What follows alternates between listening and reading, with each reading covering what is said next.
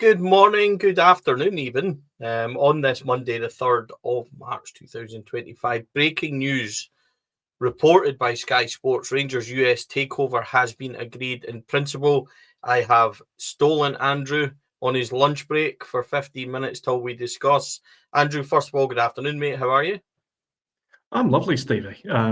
Now, I was assured that this news wasn't actually real. I've been assured by several leading lights on Twitter that it's all fake news. But yeah, this is all very exciting stuff.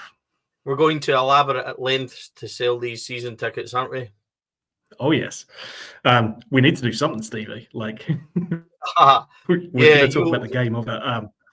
Yeah. mm, yeah, we're going to cover Monday Night Pod will be back as usual later on. Andrew will host that with Kenny and the guys, but this is just a short breaking news one till we discuss this. I'm going to run through the headlines from Sky Sports, reported by Sahil Jadke and Laurie Ann Brown, who I know very well with Sky Sports, actually, two really nice people.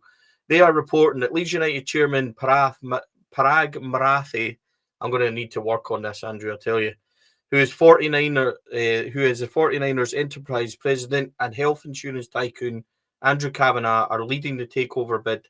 US group aiming to buy at least 51% of shares in Rangers. The legal paperwork for deal is now being drafted. They claim that a deal for Rangers to be taken over by the US investors, Andrew, has been agreed in principle. Talks have been ongoing since the end of October, and there is a growing confidence on all sides that it will be completed ahead of the new season. A period of due diligence is now taking place while legal paperwork is drafted up. Andrew, your thoughts on that breaking news? I think it's very positive. It confirms, obviously, a lot of what's been rumoured. We know that these talks have been going on. The names and entities involved do match what we suspected, but it's providing more detail and it's giving more weight to the fact that this does very much look like it's now going to happen. And barring any kind of major issue with the paperwork, it looks like this summer's going to be a bit more exciting than I think we were fearing. Yeah, look, what I would say is if they're at the place now where they're going to be looking at due diligence, what that is basically is where they get access to the books and they get access to everything properly.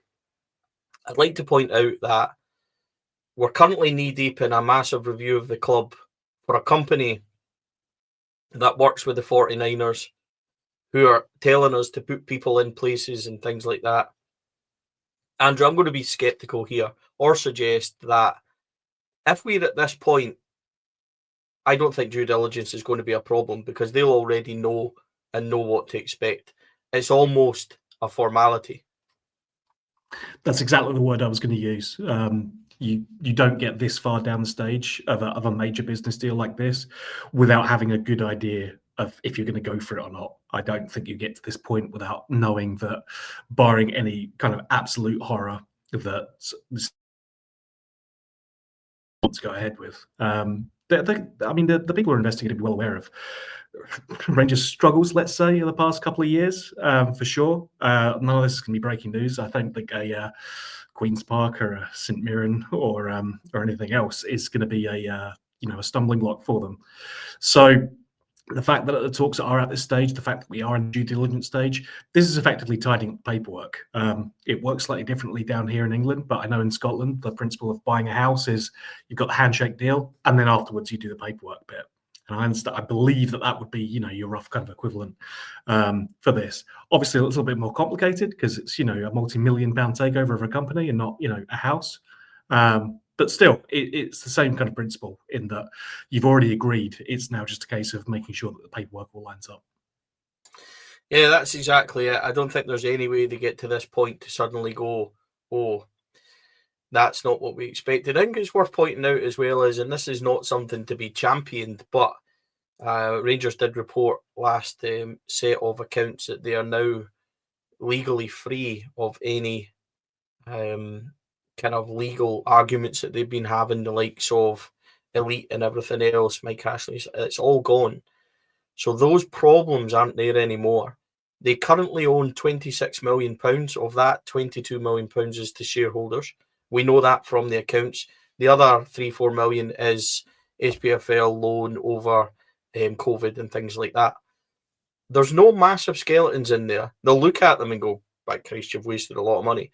But, you know, that's what we all expect because we know that's what's happening. So I don't think this isn't like 2015 where when Dave came in and stuff like that, they were looking at the books and going, oh my word, there's all sorts here to untangle. What we've got to untangle for them is becoming the best that we can be and the most proficient that we can be throughout the club, Andrew, commercially, off the pitch, getting the best sponsorship, all that kind of stuff. But that's normal football stuff.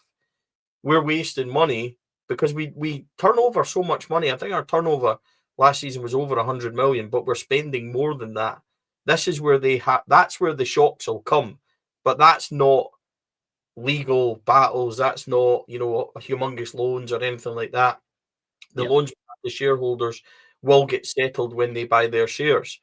So this is, I'm not saying it's straightforward. That's not the right word. I'm just saying it's not like previous for Rangers where it's like, we forgot to tell you about this thing that we owe, that we done, that we do. It's not like that anymore. Yeah, I mean, there's no existing corporate liabilities. As you say, the legal issues have all been squared away as well now. So the only, they'll be aware of the outgoings. It's primarily loans to our current investors, which is part of the cost of keeping the football club running throughout the season. So there's going to be nothing there that's, untoward or unprecedented. And as, once to do the comparison to 2015, there's still copper wire left in the walls as well. So, we are in a better position than we were then, but I think it's clear to see that the club desperately needs a new direction. I think a new injection of funds and, a new impetus from a board who's a bit more re-energized to take Rangers to the next level and make us more, I think, as we've said on the previous pods where we've discussed this, make us into more of a professional outfit, bring us into the 21st century, while probably still retaining, some heritage. I think the key thing is, Andrew, and I'm going to put this straight back to you, there's been too much of a suggestion amongst the support that we're run like a bowling club committee. And that label has to stop. And I don't think that's entirely fair, because I think that whether you like them or not, the people in the boardroom have tried to do their best. They just haven't done that. They put in over 100 million of their own money. And yes, that's been to correct their own mistakes. And I'm not here to make excuses for them. That's not the point. My point is they have tried. They just have not done it successfully. Dave King spoke about investors fatigue. We need that label to go away. Rangers need to become a self-sufficient, professional outfit that's run properly. And that tag of being a bowling club committee, Andrew, it needs to go. Yeah, I think you're what we're looking to get out of this is to transition from people who are simply administering the club, just looking after it and hoping that wheels keep on spinning and keeping things flowing, and looking to go to that next level. And an American corporate investor is going to take you to that next level. But I completely agree with you in terms of the view on the current board. You don't need us to tell you that they've made mistakes. We've talked about them repeatedly on this pod. So it's with the best will in the world, but much like certain players, I think it's not a question of we're unhappy with you. We're quite happy with you. It's just that we'd like to go on to the next stage now. So thank you for your service, but I think it's clear that your time is done, and it's stepping aside to make way for fresh legs, if you like. If you want to use this torch analogy. Let's go back to the article and see what else they're saying. They're saying the US group are aiming to acquire at least 51% of shares in Rangers and take control of the Ibrox boardroom. I think that's key. They want this to be in control of everything. The largest shareholder is Dave King, who's got just under 13%, and he is one that we know. It's been clear, he said it himself, he wants to sell. The other that we know, or has been reported has been wanting to sell, is John Bennett, who owns just slightly above 7%, 7.11. It's also been suggested that there's another small amount of shareholders that will go around about 1%. Barry Hughes, I think, was talked about. I think that's the right person, at 1.5%. So there is a few people that we know about. That'll take them to around about 20, 21%.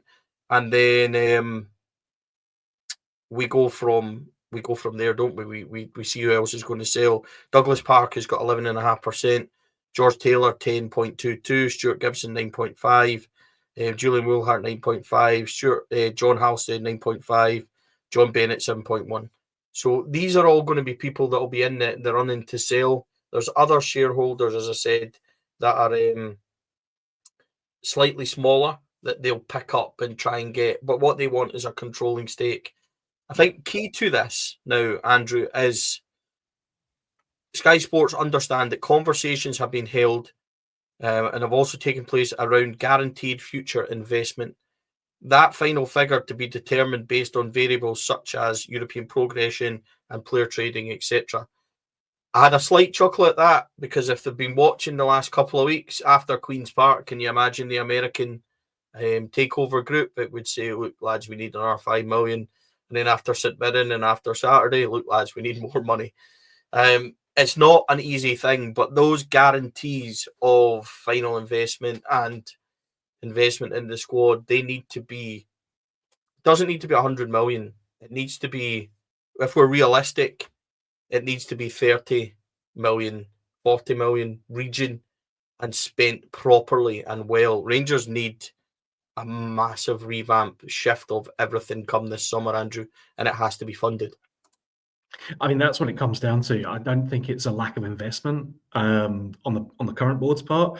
It's been how they spent it, which has been the thing that's killed us. Because we've invested millions into this team. It's just that we've spent it poorly. Some of our best players have been ones that we've got either cheaply or as Bosman transfers. So it's not a question of putting money in and suddenly magic happens. It's spending that money correctly. And you'd like to think that a new board coming in would look to ensure that this money is going to be spent correctly on things that will make a material difference and to make us more effective on the pitch. Because ultimately, if it comes down to European progression and player trading, that only happens. That process only gets kicked off if you have players who are saleable assets and if you have effective, good European progression. And we've punched above our weight in Europe. The fact that we're still only in one competition and it's the Europa League is a little ridiculous and something I wouldn't have believed 20 years ago. But the fact remains we have punched above our weight. Constant progression past the Europa League group stage. So that's a good selling point for us. But it's coupling that with correct investment and making sure that the money we earn out of that is then reinvested properly and that we use that to kind of kickstart this process and, hey, maybe get one of those player trading models going as well. I said Barry Hughes. I apologise. Barry Hughes is the football agent. Barry Scott, isn't it? Of course, he's the one that owns the 1%. Now, there's so many. Bang, and the dirt is gone, yeah. Yeah, that's it. That's how I was trying to get that in my head and I couldn't think. My apologies, Barry Scott, of course. So there'll be a number of guys like that selling up. A couple other things from Sky Sports. Could Rangers become a feeder club for Leeds United? Absolutely no. Guarantees have been made under that. Marath actually said last week when he spoke that multi-club, from a standpoint of like a hierarchy of clubs that maybe some other folks do, that's not how we look at it and that's not how we operate. Leeds United stands alone, and if we were to look or pursue another club, that club would stand alone on its own also. I think what you'll see, Andrew, is friendlies and tie-ups between them both. And, both have got massive fan base. Leeds are a huge club, fantastic club. But they aren't a feeder club for us, and we aren't a feeder club for them. It might be this, I'm spitballing here and throwing things about. If Igaman progresses and there's an EPL move for him, would Leeds get first opportunity, but they'd still be paying for him? So it's things like that might happen. If Leeds have got a young, up-and-coming, fantastic winger that might go out on loan and things like that, would Rangers be a port of call? I think that's obvious things. So I don't think you'll see a feeder club as such, but you'll see good relations between the two, Andrew. Yeah, and ultimately, part of the difficulty with loaning out players is that you don't know exactly what kind of environment the player is going to be going into. You're probably aware of the league, you're aware of the rough position the club will be in, but you don't know what kind of training they're going to be getting. You don't know what environment they're going to be in terms of the training facilities or things like that. So having a club that you're well aware of because you own it as well, that you know how it's run, that you know what the regimen will be, that's a positive. It just reduces the variables. And in this day and age when companies are trying to get as much profit and as much bang for their buck as possible, then putting players into a known environment where you know what they're going to be getting into and you know how they're going to be getting trained, how they're going to get prepared, what the expectations are, etc. That reduces those variables. And so you'd absolutely see something like this, I think, because it's just prudent. So I think that would be a no-brainer, frankly. Yep, so that is it, folks. That is today's breaking news. Sky Sports, again, reporting Rangers US takeover agreed in principle. Legal paperwork for the deal is now being drafted and done, and a period of due diligence is taking place. We will cover this more in greater detail, Andrew, tonight. Andrew hosts the podcast with Kenny, and I am working this week, so I'm on an extended night shift this week, unfortunately, so I won't be with you. But it's nice to speak to you today. Really appreciate everyone following, subscribing. We have a membership scheme. If you want to help us, that would be grand. And we thank our podcast sponsors, Rhino Express, Jim and Mando, who are not only friends but valuable supporters of the podcast. Cliveview Joinery, Athol Industrial Solutions, Ian over there is tremendous, and our friend at CSD Air Conditioning, Carlo and his family are unbelievable with as well. Partners Black Rooster and Art of Gold. We need to do more with Black Rooster, Andrew. I think there'll be a challenge or two coming up, that's for sure. Maybe not the hot stuff. Anybody seen that last time? And maybe no quizzes. Maybe we'll just torture Kenny and put hot food in front of him and make him do the quiz. That might be more fun, Andrew. Yeah, I mean, easy enough to torture Kenny with hot spice because I think anything above, pepper is a bit too much for him. So it'll be great. It'll be great. Yeah, let's try and do something like that in the future, folks. But get your comments in. Is this takeover a good thing? I would say we certainly can't continue as it is, that's for sure. Andrew and the gang will be back tonight with your Monday night podcast. We'll be back hopefully with match review Thursday, and then you'll get your weekend podcast also. Thanks for joining us. Huge breaking news. Is a takeover finally on the cusp of happening? Sky Sports are telling us it is. See you all soon.